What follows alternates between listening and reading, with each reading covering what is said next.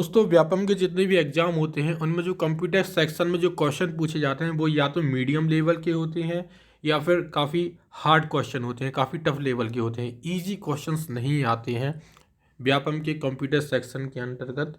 तो यदि आपको अच्छा स्कोर करना है तो सबसे पहले तो आप फुल फॉर्म्स याद कर लीजिए, सारे फुल फॉर्म्स आप याद कर लीजिए, क्योंकि 1 से 2 क्वेश्चन फुल फॉर्म से रिलेटेड आते हैं। इसके अलावा आपको सारी की सारी शॉर्टकट कीज़ याद होनी चाहिए। 2 से 3 क्वेश्चन शॉर्टकट कीज से रिलेटेड आ जाते हैं। तो आपको अच्छा स्कोर करना है तो ये चीज़ें यदि आपने पक्की कर ली, फुल फॉर्म और शॉर्टकट कीज, तो फिर आपका अच्छा स्कोर पक्का है। शुरुआत करते हैं दोस्तों हम।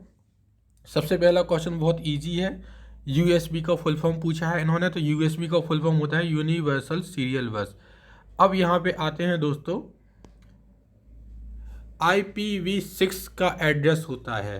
IPv6 का एड्रेस कितना लंबा होता है? तो 128 बिट्स का होता है IPv6 का एड्रेस। अब देखिए दोस्तों, सबसे पहली बात कि IPv होता क्या है, IPv का फुल फॉर्म क्या होता है। तो देखिए दोस्तों, IPv का फुल फॉर्म है इंटरनेट प्रोटोकॉल वर्जन 6। ये है IPv का full form, internet protocol version 6। Okay, तो अब इंटरनेट प्रोटोकॉल क्या होता है? देखिए दोस्तों, इंटरनेट प्रोटोकॉल का काम होता है कि वो एक जो इंटरनेट इनेबल्ड जो डिवाइस है उसको वह एक इंटरनेट एड्रेस प्रोवाइड कराए। सीधा सीधा काम होता है। जितने भी इंटरनेट यूज़र हैं उन सभी का एक इंटरनेट IP एड्रेस होता है उनका, और वो IP एड्रेस प्रोवाइड कराता है, वो IP एड्रेस प्रदान कराता है इंटरनेट प्रोटोकॉल IPv। ओके, अब देखिए दोस्तों, IPv के सिर्फ दो वर्जन प्रचलित हैं। एक IPv4 यहाँ पे, और दूसरा है IPv6। सिर्फ ये दो ही हैं, इनके अलावा और कुछ भी नहीं है। ना IPv1 है, ना IPv2 है, ना IPv3 है, ना IPv5 है। सिर्फ IPv4 और IPv6, ये मात्र दो वर्जन हैं इंटरनेट प्रोटोकॉल के। और जो IPv4 है उसकी लेंथ होती है 32 बिट, और IPv6 की जो लेंथ है उसकी लेंथ होती है 128 बिट्स की। ओके, तो IPv के बारे में आपको लगभग कंप्लीट जानकारी मिल गई है। आगे बढ़ते हैं हम दोस्तों। लॉगिन, क्वेश्चन नंबर 3 है, लॉगिन नाम और पासवर्ड का सत्यापन कहलाता है। तो ये कहलाता है ऑथेंटिकेशन। अब दोस्तों देखिए, आपको कन्फ्यूजन होगा ऑथेंटिकेशन और लॉगिंग इन। ओके, इन दोनों के बीच में आपको कन्फ्यूजन होगा। अक्सर यहीं पे गलती करके आते हैं स्टूडेंट्स। उनको लगता है लॉगिन नाम डालना और पासवर्ड डालना लॉगिंग इन कहलाता है। ठीक है, वो बात सही है, लॉगिंग इन ही कहलाता है वो, लेकिन उसका सत्यापन करना ऑथेंटिकेशन कहलाता है। ओके, ये डिफरेंस है। देखिए क्या होता है, ऑथेंटिकेशन तो आपके सामने उसकी डेफिनेशन है, लॉगिन नाम पासवर्ड का सत्यापन ऑथेंटिकेशन कहलाता है। अब लॉगिंग इनकी परिभाषा भी समझ लीजिए आप। देखिए दोस्तों, कोई भी कंप्यूटर प्रोग्राम में, किसी भी कंप्यूटर सॉफ्टवेयर में एंटर करने को बोलते हैं लॉगिंग इन करना। जैसे कि आप जब कंप्यूटर ऑन करते हैं और जब कंप्यूटर ऑन होता है तो आपने देखा होगा छोटा सा एक स्क्वायर टाइप का आइकन आता है, उसके नीचे लिखा आता है लॉगिन। अगर लॉगिन पर क्लिक करते हैं तो आप कंप्यूटर, जो आपके सामने विंडोज़ ओपन हो जाती हैं, आपके सामने डेस्कटॉप आ जाता है, उस आपके सामने आइकन दिखने लगते हैं, ये सब कुछ। तो किसी भी कंप्यूटर प्रोग्राम में एंटर मारना, किसी भी कंप्यूटर प्रोग्राम में जाना, इसको बोलते हैं लॉगिन करना। ठीक है, लॉगिन इन करना। और अपना नाम डालना, साथ में पासवर्ड डालना और इसका सत्यापन होना, ये कहलाता है ऑथेंटिकेशन। तो ये मेन डिफरेंस है। ओके, लॉगिन करते समय ज़रूरी नहीं है कि आप पासवर्ड डालें ही डालें। ठीक है, आपको लग रहा होगा कि फेसबुक में, इंस्टाग्राम में, हम कहीं पर भी कुछ भी अकाउंट बनाते हैं तो वहाँ पर हम क्या करते हैं, लॉगिन करते हैं, है ना। तो वो लॉगिन ठीक है, मतलब पासवर्ड वहाँ पे आप पासवर्ड डालते हैं, लेकिन जब आप किसी कंप्यूटर प्रोग्राम में एंट्री मारते हैं तो वो लॉगिन करना भी कहलाता है, वहाँ आप पासवर्ड नहीं डालते हैं। तो लॉगिन में ज़रूरी नहीं है कि आप पासवर्ड डालें या ना डालें, लेकिन ऑथेंटिकेशन के दौरान पासवर्ड डालना बहुत ज़रूरी होता है। ओके, तो ये डिफरेंस आपको समझ में आ गया होगा। आगे बढ़ते हैं। क्वेश्चन नंबर 4 है, निम्न में से कौन एक फॉन्ट स्टाइल नहीं है? तो सुपर स्क्रिप्ट एक फॉन्ट स्टाइल नहीं है। सुपर स्क्रिप्ट क्या होता है दोस्तों? जैसे x की पावर 2, तो x की पावर 2 ये होता है सुपरस्क्रिप्ट। जो 2 है ना, ये ऊपर साइड लिखा है, किसी भी वर्ड के ऊपर कुछ भी कैरेक्टर का होना वो सुपरस्क्रिप्ट कहलाता है। x की पावर 2 एक्स स्क्वायर, तो ये 2 हो गया और सुपरस्क्रिप्ट हो गया। और सब स्क्रिप्ट की भी बात करें तो जैसे CO2, कार्बन डाइऑक्साइड CO2, तो ये जो 2 जो नीचे लिखा है ना, ये हो गया सबस्क्रिप्ट। ओके, ठीक है। तो ये एक फॉन्ट स्टाइल नहीं है, सुपरस्क्रिप्ट एक फॉन्ट स्टाइल नहीं है। ओके, फॉन्ट स्टाइल बोल्ड एक फॉन्ट स्टाइल है, रेगुलर एक फॉन्ट स्टाइल है, इटैलिक एक फॉन्ट स्टाइल है। आगे बढ़ते हैं दोस्तों। ISDN का फुल फॉर्म पूछा है। देखिए दोस्तों, मैंने कहा है कि सारे फुल फॉर्म आप लोग याद कर लीजिए। अभी अभी 2 क्वेश्चन आ गए हैं फुल फॉर्म से रिलेटेड। आगे कहो एक आध 2 क्वेश्चन और मिल जाए हमें फुल फॉर्म से रिलेटेड देखने के लिए। तो ISDN का फुल फॉर्म यहाँ पूछा गया है। तो ISDN का फुल फॉर्म होता है integrated services digital network. Okay, ये होता है इसका फुल फॉर्म। अब देखिए दोस्तों, ISDN क्या है। ISDN एक तरीके का नेटवर्क है जिस पर वॉइस सिग्नल्स और डेटा सिग्नल्स एक साथ ट्रांसमिट किए जा सकते हैं। ओके, तो ये एक है अपना ISDN नेटवर्क। आगे आते हैं दोस्तों। अब यहाँ पे आया है कंट्रोल+I शॉर्टकट कुंजी का MS वर्ड में क्या उपयोग होता है। तो कंट्रोल+I आप सभी ने यूज ही किया होगा। जो भी फॉन्ट है उसको इटैलिक फॉर्म में कन्वर्ट करने के लिए शॉर्टकट कीज कंट्रोल+I यूज किया जाता है, दबाया जाता है। ठीक है, इटैलिक फॉर्म आप जानते हैं, ये जैसे कि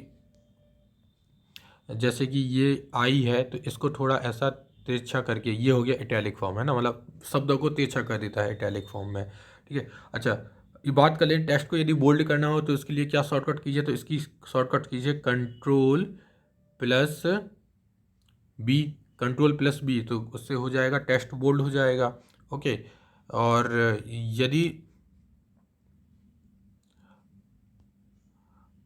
यदि लाइन ब्रेक करना है, कोई भी लाइन ब्रेक करनी है हमारे लिए, तो उसके लिए लाइन ब्रेक करने के लिए क्या हो जाएगा, लाइन ब्रेक करने के लिए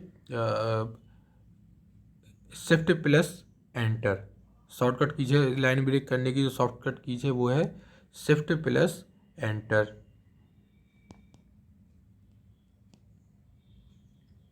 Shift+Enter है लाइन ब्रेक करने के लिए। फॉन्ट का आकार यदि आपको बढ़ाना है तो उसके लिए शॉर्टकट कीजिए कंट्रोल+ ये स्क्वायर ब्रैकेट। ठीक है, इससे फॉन्ट का आकार बढ़ाएगा, नहीं सॉरी, स्क्वायर ब्रैकेट नहीं, कंट्रोल+ ये वाला स्क्वायर ब्रैकेट। ठीक है, इससे फॉन्ट का आकार बढ़ता है और कंट्रोल+ ये वाला स्क्वायर ब्रैकेट, इससे फॉन्ट का आकार घटता है। ओके, और चयनित टेक्स्ट को इटैलिक रूप में प्रारूप करना हो तो उसके लिए कंट्रोल+I है ही हमारी। अब यहाँ पे देखिए एक और फुल फॉर्म आ गया ASCII का। ASCII का फुल फॉर्म क्या है। तो ASCII का फुल फॉर्म है American standard code for information interchange. देखिए दोस्तों, ASCII क्या है। ASCII एक कोडिंग सिस्टम है। आप जो भी प्रोग्राम बनाते हैं ना, प्रोग्राम बनाने के लिए, मतलब कंप्यूटर सॉफ्टवेयर या कंप्यूटर प्रोग्राम कोई भी हम बनाते हैं तो उसको प्रोग्राम बनाने के लिए हमें कोडिंग करनी होती है। ठीक है, तो कोडिंग करने के लिए जो भी लैंग्वेज यूज होती है, C++, जावा, पाइथन और न जाने कौन कौन सी लैंग्वेजेस यूज की जाती हैं कोडिंग करने के लिए, ऐसे ही एक ASCII भी एक कोडिंग सिस्टम ही है। ओके, ये काफ़ी पहले प्रचलित था, 1963 में ये ASCII कोडिंग सिस्टम प्रचलन में आया था, मतलब इन्वेंट हुआ था। इसमें क्या होता है, कोई भी एक कैरेक्टर होता है, उसकी मेमोरी या उसकी लेंथ 8 बिट की होती है, 8 बिट की होती है किसी भी कैरेक्टर या किसी भी कैरेक्टर की लेंथ। कैरेक्टर मतलब क्या होता है, कैरेक्टर मतलब हो गया जैसे कि कोई एक अक्षर हो गया। ठीक है, जैसे कि आपने कोडिंग करते वक्त आपने मान लो अल्फ़ाबेट A यूज़ किया, तो A जो होगा ना वो कम से कम 8 बिट लेगा। ASCII कोडिंग सिस्टम है। ओके, कैरेक्टर भी होता है, कोई अंक भी होता है या फिर कोई चिन्ह हो गया, तो वो सब कुछ एक कैरेक्टर कहलाते हैं। ओके, अब आगे आते हैं हम। देखिए अब यहाँ पे आ गया है क्वेश्चन नंबर 8। एक कंप्यूटर और एक कुंजी पटल के बीच संचार होता है। क्या होता है संचार? आप कीबोर्ड और कंप्यूटर के बीच में आप जो संचार होता है, जो भी कम्युनिकेशन होता है, वह होता है सिंपलेक्स। ओके, अब समझ लीजिए दोस्तों, simplex, full duplex, half duplex, ये सब क्या कहलाता है। देखिए दोस्तों, ट्रांसमिशन मोड कि 3 टाइप के होते हैं। ट्रांसमिशन मोड 3 टाइप के होते हैं, सिंपलेक्स, हाफ डुप्लेक्स और फुल डुप्लेक्स। सिंपलेक्स में क्या होता है, मान लीजिए कि ये 2 लोग हैं, ठीक है, ये 2 लोग हैं, ए और बी। तो सिंपलेक्स में क्या होता है, सिर्फ एक ही दिशा से मैसेज जाता है, दूसरी दिशा से मैसेज नहीं आता है। जैसे सिंपलेक्स की बात करें तो सिर्फ ए बी को बोल सकता है, बी का जो मैसेज है वह ए तक ट्रांसमिट नहीं होगा, ठीक है। तो ये होता है सिंपलेक्स। यदि हम बात करें फुल डुप्लेक्स, हाफ डुप्लेक्स की, तो हाफ डुप्लेक्स में क्या होता है कि ए और बी दोनों के बीच दोनों बात कर सकते हैं एक दूसरे से, लेकिन एक समय में एक ही बंदा बात कर सकता है।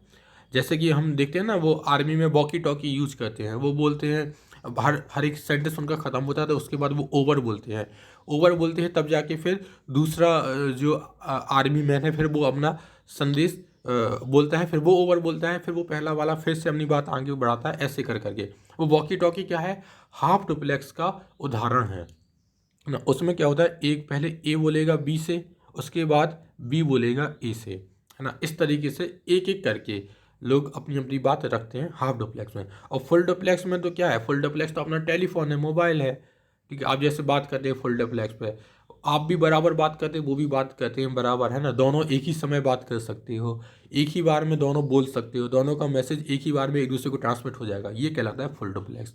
ओके, तो ये हो गया ट्रांसमिशन मोड के 3 फॉर्म, आपको समझ में आ गए होंगे। क्वेश्चन नंबर 9 पर आते हैं। ग्राफिकल ऑब्जेक्ट्स होते हैं जिनका इस्तेमाल अक्सर उपयोग की जाने वाली एप्लीकेशन को प्रदर्शित करने और ओपन करने के लिए होता है। तो आइकन, ठीक है, हमारी कंप्यूटर स्क्रीन पर आइकन होते हैं, वही तरीके के ग्राफिकल ऑब्जेक्ट ही तो हैं। हम उन पर क्लिक करते हैं और हम उन आइकन से पहचान होती है कि ये कौन सा सॉफ्टवेयर है, कौन सा प्रोग्राम है ना। तो ये कहलाता है ग्राफिकल ऑब्जेक्ट। विंडोज़ एनटी तो क्या है, एक ऑपरेटिंग सिस्टम है। और ड्राइवर्स तो ये होते हैं जो भी हार्डवेयर और कंप्यूटर के ऑपरेटिंग सिस्टम के बीच में जो कम्युनिकेशन, जो कॉन्फ़िगरेशन बैठा है, जो कम्युनिकेशन करवाए, उसे बोलते हैं ड्राइवर्स। ओके, ड्राइवर्स एक तरीके के सॉफ्टवेयर ही होते हैं। अब यहाँ पे देखिए फिर से शॉर्टकट कीज़ आ गई हैं, ठीक है। मैंने कहा है शॉर्टकट कीज़ आप पढ़ लेना, बहुत इंपॉर्टेंट है। शॉर्टकट कीज़ के क्वेश्चन तो 2-3 बनते ही बनते हैं। शॉर्टकट कीज़ आ गई है। दस्तावेज को बंद करने के लिए किस शॉर्टकट की का उपयोग किया जाता है? ओके, अब देखिए दोस्तों, यहाँ पे ध्यान रखना, डॉक्यूमेंट को बंद करने की बात हो रही है। यदि हमें डॉक्यूमेंट को बंद करना है तो उसके लिए शॉर्टकट कीज यू होगी Ctrl+W। ओके, और यदि हमें किसी प्रोग्राम को बंद करना है तो उसके लिए शॉर्टकट की यूज होगी Ctrl+F4। ओके, बहुत अंतर है दोस्तों। डॉक्यूमेंट को बंद करना है, कोई टैब को बंद करना है तो Ctrl+W का उपयोग होगा। और किसी कंप्यूटर प्रोग्राम को बंद करना है, किसी भी प्रोग्राम की टैब या किसी भी सॉफ्टवेयर को बंद करना है तो उसके लिए यूज होगा Ctrl+F4। और कंट्रोल क्यू को दबा के हम एग्जिट कर सकते हैं। कंट्रोल क्यू का यूज़ होता है एग्जिट होने के लिए, और कंट्रोल सी का यूज़ होता है कॉपी करने के लिए। नेक्स्ट क्वेश्चन पर आते हैं दोस्तों। मैकेफी उदाहरण है, तो मैकेफी एक एंटीवायरस है, ठीक है, काफ़ी फेमस एंटीवायरस है। पिक्सल क्या है? पिक्सल क्या है?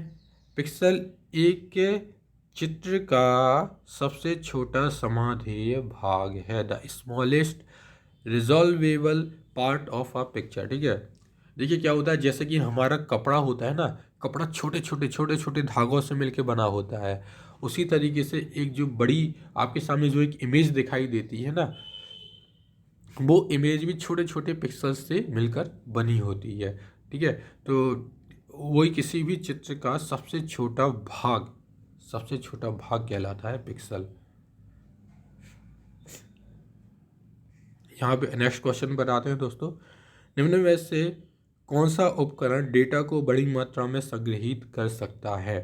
तो डेटा को संग्रहित करने के लिए सबसे ज़्यादा डेटा किस में आ सकता है? तो हार्ड डिस्क में आ सकता है। देखिए दोस्तों, फ्लॉपी डिस्क आई थी। फ्लॉपी डिस्क की जो मेमोरी होती है वो 1.44 MB होती है, ये तो सभी को मालूम है।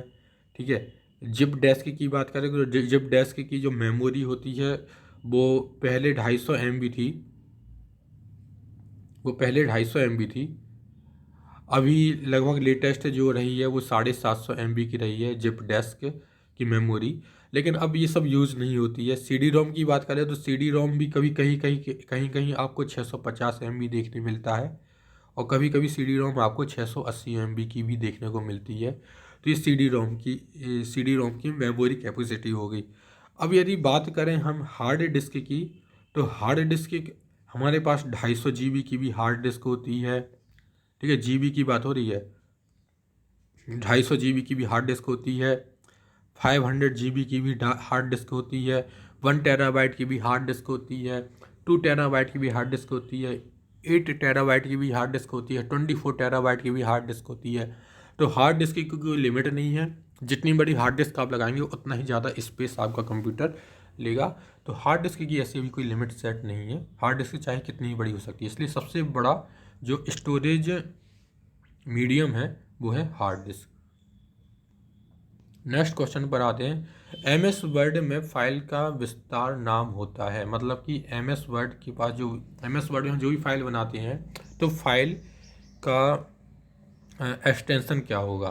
तो सभी को मालूम है .docx। ओके, यदि मैं MS वर्ड में कोई भी फाइल बनाऊं और उससे मैं स्टडी एंड यू के नाम से सेव कर दूं, तो जो फाइल नेम जो बन के आएगा वह आएगा स्टडी एंड